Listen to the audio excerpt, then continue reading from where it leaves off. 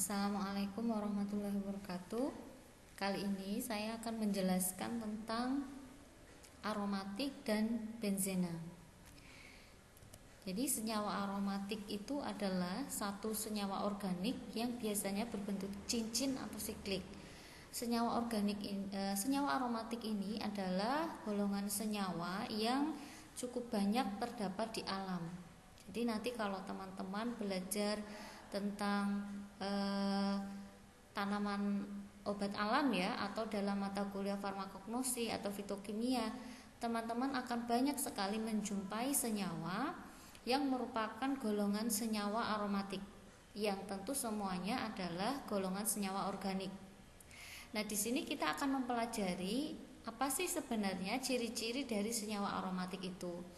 Nah, ciri yang pertama yang saya tanda merah yaitu bentuknya adalah cincin atau siklik. Jadi kalau mungkin dibuka materi kembali tentang struktur alkana, alkena itu ada menjumpai struktur berbentuk cincin atau siklik.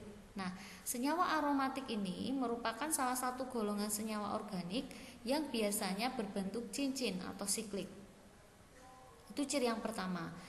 Ciri yang kedua, biasanya senyawa aromatik itu memiliki ikatan rangkap dan ikatan tunggal yang letaknya berselang-seling. Nah, ini ciri yang kedua. Ikatan rangkap dan ikatan tunggalnya berselang-seling. Menurut salah satu teori yang dikemukakan, yaitu teori oleh seorang ilmuwan yang bernama Haeckel, dia menemukan bahwa suatu senyawa aromatik itu harus memiliki elektron ikatan pi sebanyak 4n+2, dengan n adalah bilangan bulat. Jika teman-teman ingat bahwa dalam suatu ikatan rangkap, baik itu rangkap 2 maupun rangkap 3, dalam ikatan rangkap itu ada ikatan yang merupakan ikatan sigma dan ada ikatan yang merupakan ikatan pi. Nah, untuk ikatan pi pada senyawa aromatik ya, kalau diingat bahwa satu ikatan itu terdiri dari 2 elektron yang saling berikatan. Berarti dalam satu ikatan itu terdapat 2 elektron. Jadi menurut Haeckel, senyawa aromatik itu harus memiliki elektron ikatan pi sebanyak 4n+2, dengan n itu adalah bilangan bulat mulai dari 0. Nah, jadi kalau kita masukkan n itu mulai dari 0, menurut Haeckel, suatu cincin dengan jumlah elektron 2 itu jika n-nya 0, maka 4 kali 0 ditambah 2, jumlahnya 2, 6, 10, atau 14 itu bersifat aromatis. Selain jumlah elektron yang disebutkan oleh Haeckel, itu biasanya bukan aromatis. Nah, kita akan coba mencari tahu pada struktur atau gambar bentuk siklik yang ada di layar, kira-kira manakah yang termasuk aromatik? Ya, coba kita lihat dari gambar yang pertama. Apakah bentuknya siklik? Ya, karena semua rantainya berbentuk siklik ya, tidak ada yang terbuka. Apakah ikatan rangkap dan ikatan tunggalnya selang-seling? Coba kita lihat. Ini tunggal, ini rangkap. Ini tunggal, ini rangkap. Ya, ini tidak selang-seling. Jadi otomatis yang struktur yang pertama itu tidak termasuk ke dalam aromatik atau non aromatik, karena dia ikatan tunggal dan ikatan rangkapnya tidak selang-seling. Kemudian struktur yang kedua. Struktur yang kedua kita lihat apakah ikatan rangkap dan ikatan tunggalnya selang-seling. Rangkap tunggal, rangkap tunggal, rangkap tunggal. Betul. Nah, dari struktur ikatannya sudah selang-seling, betul. Sekarang syarat yang kedua, apakah jumlah elektron pi-nya itu termasuk yang disyaratkan Haeckel, yaitu 2, 6, 10, dan 14. Sekarang kita hitung. Maksud saya ikatan pi dan ikatan sigma itu adalah kalau kita menjumpai ikatan rangkap seperti ini, ada 2 ikatan, maka ikatan yang satu itu adalah ikatan sigma dan ikatan yang satunya lagi itu adalah ikatan pi, di mana satu ikatan itu terdiri dari 2 elektron. Ya, teman-teman masih ingat 2 elektron yang saling berikatan, sehingga dalam satu ikatan ini ada 2 elektron. Nah, jadi di sini ada 3 ikatan pi. Ikatan pi yang 1, 2, 3. Lah, elektronnya ada berapa? Elektronnya ada 6. Karena dalam satu ikatan itu ada 2 elektron. Sehingga kalau ada 3 ikatan pi, jumlahnya adalah 6 elektron pi. Sehingga ini memenuhi semua persyaratan aromatik. Bentuknya siklik, ikatan rangkap dan ikatan tunggalnya selang-seling, dan jumlah elektron pi-nya ada 6. Nah, kalau yang struktur selanjutnya bagaimana? Sudah selang-seling dan sudah bentuknya siklik. Nah, lalu syarat yang ketiga, apakah elektron pi-nya jumlahnya sesuai dengan aturan yang ditetapkan oleh Hegel, aturan Hegel? Coba kita lihat ikatan pi-nya, ada 1, 2, 3, 4. Nah, karena ikatan pi-nya ada 4, sehingga jumlah elektron pi-nya menjadi 8. Sedangkan kita lihat di slide sebelumnya bahwa elektron pi yang berjumlah 8 itu tidak bersifat aromatis. Sehingga dalam struktur yang nomor 3 itu tidak memenuhi syarat yang terakhir karena jumlah elektron pi-nya 8. Sehingga dia tidak termasuk ke dalam aromatik. Sedangkan yang ini sudah selang-seling, sudah siklik, dan jumlah elektron ikatan pi-nya ada berapa? Ikatan pi-nya ada 1, 2, 3, 4, 5. Ikatan pi-nya ada 5 sehingga elektronnya ada 10. Itu memenuhi kaidah atau aturan Hegel, sehingga ini termasuk ke dalam aromatik. Nah, senyawa aromatik sendiri itu merupakan sumber utama golongan senyawa aromatik yang ada di minyak bumi atau batu bara, ya, sehingga kita temui dalam turunan-turunan senyawa minyak bumi, turunan-turunan minyak bumi seperti bahan bakar, kemudian bahan polimer seperti plastik, yang semuanya adalah turunan dari minyak bumi, dan batu bara itu kebanyakan bisa menjadi sumber utama dari pembuatan senyawa aromatik. Nah, hampir 90% senyawa aktif yang ada di bahan obat, baik itu alam maupun sintetik, itu banyak sekali yang mengandung senyawa aromatik. Atau salah satunya adalah benzena yang akan kita pelajari. Banyak sekali. Ketika teman-teman mencari struktur vitamin C, struktur antibiotik, struktur analgesik, ya, salah satu obat misalnya paracetamol atau metampiron dan sebagainya, itu banyak sekali senyawa-senyawa obat yang dia mengandung golongan aromatik, sehingga penting sekali bagi kita untuk mempelajari aromatik ini. Nah, saya masuk kepada benzen. Benzena itu hanya bagian salah satu saja senyawa yang termasuk dalam senyawa aromatik. Jadi aromatik itu golongan besarnya, sedangkan benzena itu adalah anggota yang termasuk ke dalam golongan senyawa aromatik. Senyawa aromatik yang lain selain benzena banyak sekali, naftalen dan sebagainya itu juga termasuk ke dalam aromatik. Nah, benzena ini menjadi satu yang istimewa karena dari benzena ini bisa menjadi banyak sekali turunan senyawanya, sehingga kita akan mempelajari benzena ini. Benzena sendiri dengan rumus C6H6 adalah senyawa siklik dengan 6 atom karbon. Jadi ini adalah struktur aromatik, senyawa aromatik yang paling sederhana, ya. Strukturnya seperti ini. Nah, untuk benzena sendiri dalam berbagai literatur itu bisa dituliskan dalam berbagai bentuk. Yang pertama bentuknya seperti ini. Dia digambarkan dengan siklik C6 dengan ikatan rangkap yang selang-seling dengan ada H di luar. Kenapa ada H di luar? Karena ingat bahwa C ini yang di sini ini adalah C, ya, tidak dituliskan, tapi yang di sudut-sudut ini itu adalah atom C. Di mana C, kalau teman-teman ingat, C itu mempunyai 4 tangan yang siap untuk berikatan. Nah, kalau ini C, kita hitung tangannya. Ini tangan pertama, ini tangan kedua, ini tangan ketiga, dan tangan keempat yang tidak mengikat itu adalah hidrogen. Sehingga struktur benzena yang pertama itu bisa digambarkan dengan seperti ini. Struktur yang kedua di buku itu juga bisa dijumpai seperti ini.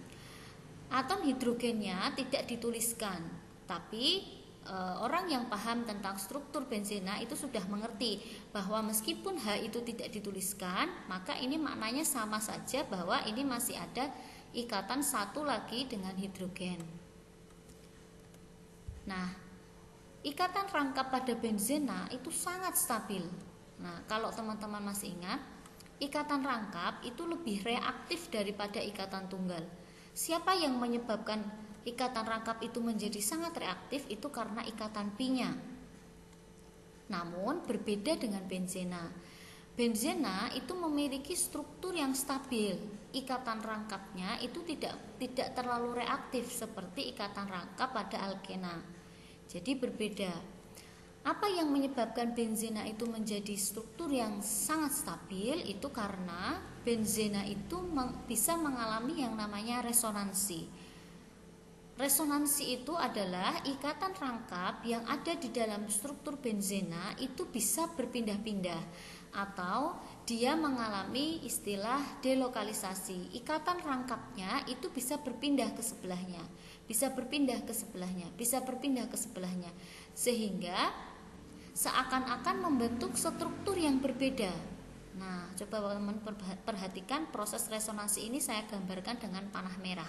Ikatan rangkap ini berpindah ke sebelah, ikatan rangkap yang ini berpindah ke sebelah, ikatan rangkap yang ini berpindah ke sebelah, sehingga hasilnya seperti ini, ikatan rangkapnya berpindah. Seakan-akan menjadi dua struktur yang berbeda, tapi padahal ini sama-sama benzena. Nah, itulah yang disebut sebagai resonansi, ya. Jadi dia tidak menyebabkan perubahan dalam jumlah atomnya, tetapi strukturnya berubah, ya. Nah, menurut Kekulé ada dua struktur benzena yang mungkin karena terjadi resonansi. Struktur yang pertama ini, struktur yang kedua ini. Elektron pi dalam benzena yang tadi ikatan rangkap itu terdelokalisasi dengan sempurna, artinya dia bisa berputar-putar dengan sempurna, ya, untuk menstabilkan diri. Karena dia geraknya cukup fleksibel dan dia bisa berputar-putar sehingga seakan-akan dia membentuk suatu awan elektron di atasnya, ya, seakan-akan dia membentuk awan elektron yang berbentuk seperti kue donat, ya. Sehingga dalam beberapa literatur struktur benzena bisa pula dituliskan atau digambarkan seperti ini. Ada segi 6 dengan lingkaran di dalamnya, di mana lingkaran ini itu menggambarkan elektron pi atau ikatan pi yang terdelokalisasi tadi. Yang sebelumnya adalah ikatan pi seperti ini rangkap. Nah, tapi bisa juga digambarkan seperti ini untuk membedakan bahwa benzena ini bukan alkena siklik, tapi benzena ini ikatan rangkapnya khas, ikatan rangkapnya stabil gitu, sehingga dia digambarkan seperti awan elektron yang membentuk kue donat. Nah, di sini ada latihan soal. Coba teman-teman latihan untuk mengerjakan. Gambarkan hasil resonansi dari struktur berikut. Struktur pertama adalah pirimidin, struktur kedua adalah ion asetat. Ini ada muatan negatif, ya. Kira-kira hasil dari resonansinya seperti apa? Ya, tadi dari keterangan tadi bahwa resonansi itu ikatan pi atau elektron pi itu bisa berpindah, begitupun sebaliknya bisa berpindah. Nah, coba teman-teman latihan untuk menggambarkan hasil dari resonansi dua struktur berikut yang pembahasannya akan kita ikuti di video selanjutnya. Nah, untuk selanjutnya adalah masalah hibridisasi. Saya jelaskan secara singkat saja mengenai hibridisasi ini, bahwa keempat orbital atom dari C itu dapat mengalami yang namanya hibridisasi. Ini khusus untuk atom C, di mana hibridisasi ini akan berpengaruh terhadap pembentukan ikatan. Hibridisasi itu ada yang sp3, ada yang sp2, ada yang sp. Untuk yang sp3 itu biasanya di mana atom C itu memiliki 4 ikatan tunggal, ya. Jadi tangannya atau ikatannya itu semuanya tunggal. Maka atom C ini memiliki hibridisasi sp3. Untuk hibridisasi sp2 biasanya ikatan C-nya itu memiliki satu ikatan P, ya, artinya ada ikatan rangkap 2 biasanya. Ada ikatan rangkap 2. Jika C itu berikatan rangkap 2 dengan C yang lain, sudah bisa dipastikan hibridisasinya adalah sp2. Jika sp itu atom C itu memiliki ikatan orbital P-nya jumlahnya 2, atau dengan kata lain atom C berikatan rangkap 3 dengan C yang lain. Jadi kesimpulannya, kalau sp3 itu untuk C yang berikatan tunggal, sp2 untuk C yang berikatan rangkap 2, untuk sp adalah C yang berikatan rangkap 3. Contohnya seperti ini. Tadi sudah saya singgung bahwa di sudut-sudut ini sebenarnya semuanya adalah C, ya. C ini adalah sp2. Kenapa? Karena dia berikatan rangkap. Ini pun berikatan rangkap dengan C yang ini. Ini berikatan rangkap dengan C yang ini. Berikatan rangkap dengan C yang ini. Nah, sehingga untuk C yang berikatan rangkap 2 itu semuanya memiliki hibridisasi sp2.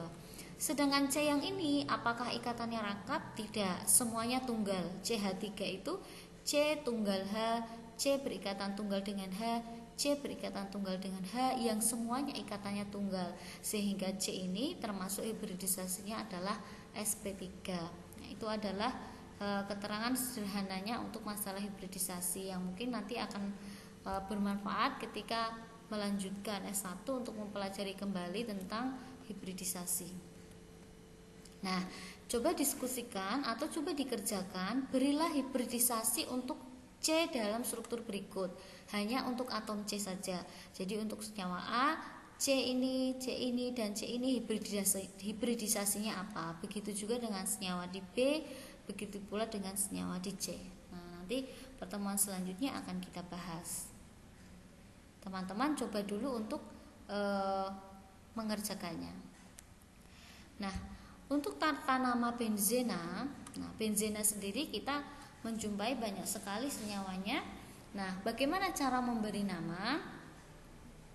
Ada 2 cara untuk benzena yang substitusinya di. Ingat ya, istilah di itu berarti 2. Apabila suatu struktur benzena itu mengalami substitusi oleh 2 senyawa, sehingga dia mengikat 2 senyawa yang lain selain H, ya, maksudnya.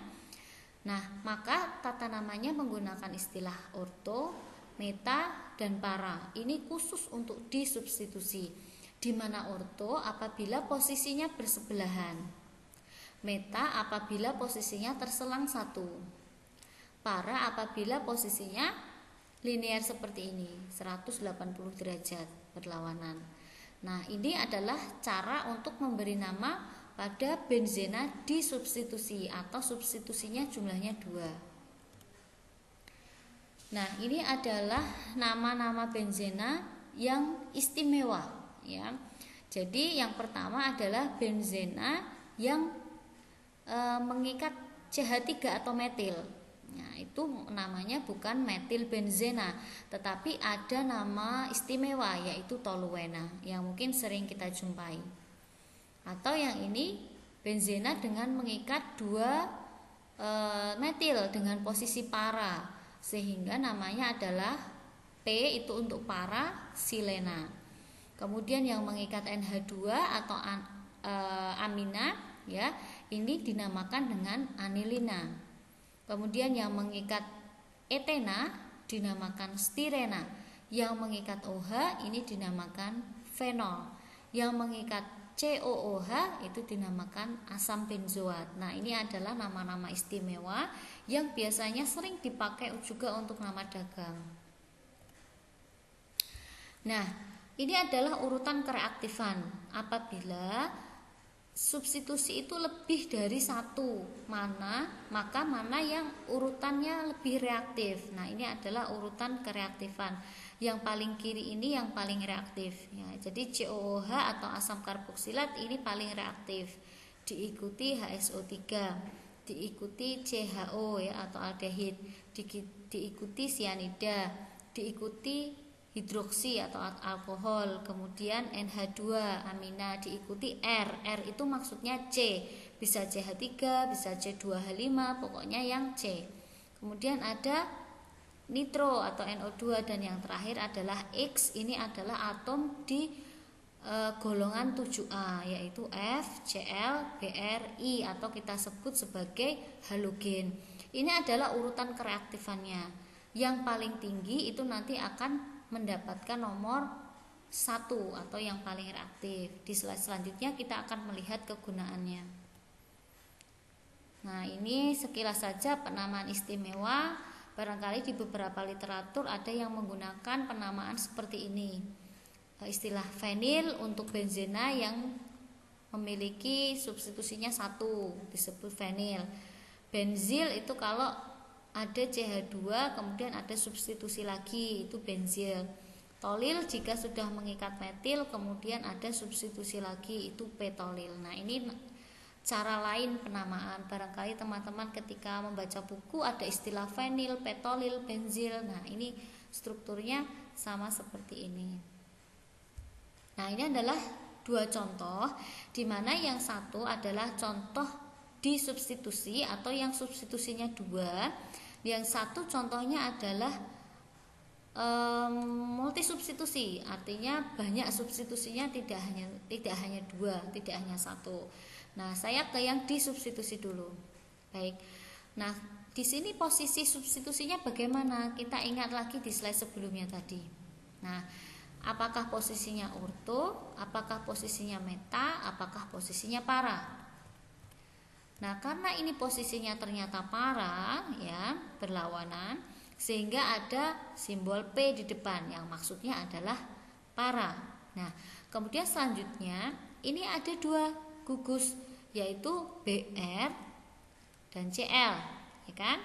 BR dan CL, di mana BR dan CL tadi itu adalah termasuk ke dalam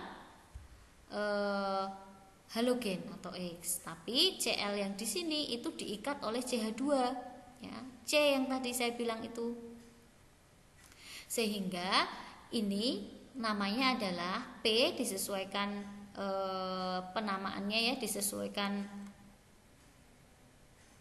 penamaan dari gugusnya sehingga namanya adalah para, kemudian bromo, kemudian benzil. Benzil itu apa? Benzil itu seperti ini. Benzil itu adalah benzena yang mengikat CH2. Sehingga benzil itu ini ya, sampai CH2 ini adalah benzil, kemudian sisanya adalah klorida. Sehingga namanya adalah para karena posisinya para, bromo, benzil itu adalah ini, kemudian klorida. Nah, untuk soal yang kedua, contoh yang kedua itu lebih dari 2 substitusi. Ada 3 substitusinya, sehingga kita harus memberi penomoran. Di mana mulai nomor satunya itu dilihat dari gugus yang paling reaktif. Di sini ada 2 gugus, ada CH3 dan ada NH2. Dengan melihat urutan kereaktifan gugus tadi, mana yang lebih prioritas? Apakah CH3, apakah NH2? Kalau kita lihat CH3 ada di sini, NH2 ada di sini. Sehingga mana yang lebih reaktif? Yang lebih reaktif adalah NH2. Sehingga nomor 1 itu ada di sini, di C yang mengikat NH2. Nomor 2 itu bisa mulai di sini, bisa mulai di sini. Yang jelas nomor 2 itu adalah untuk cabang selanjutnya, di mana cabang selanjutnya itu mendapatkan nomor yang lebih kecil. Sekiranya berputar ke kiri atau berputar ke kanan, mana cabang selanjutnya yang kiranya mendapatkan nomor yang lebih kecil. Nah, jadi bisa berputarnya ke sini, bisa berputarnya bisa ke kiri, bisa ke kanan. Nah, di sini saya berputarnya ke kanan. Sehingga ini nomor 2, nomor 3, nomor 4, nomor 5, nomor 6. Nah, bagaimana penamaannya? Kita tuliskan dulu cabangnya. Karena ini lebih reaktif, sehingga benzena yang mengikat NH2 itu sebagai struktur utama. benzena yang mengikat NH2 itu sebagai struktur utama, sedangkan CH3 itu sebagai cabangnya. Sehingga cara menuliskannya adalah 2, 6, ada cabang metil sehingga 2, 6 dimetil, dan benzena yang mengikat NH2 itu dinamakan, ini benzena yang mengikat NH2 dinamakan anilina, sehingga namanya adalah 2, 6 dimetil anilina. Begitu cara memberikan namanya. Nah, yang terakhir silakan teman-teman, ini latihan yang ketiga setelah tadi ada resonansi, hibridisasi, dan yang terakhir adalah memberikan nama pada struktur benzena. Silakan teman-teman mencoba untuk memberikan nama. Setelah itu kita akan membahasnya di pertemuan selanjutnya atau di video selanjutnya. Terima kasih. Wassalamualaikum warahmatullahi wabarakatuh.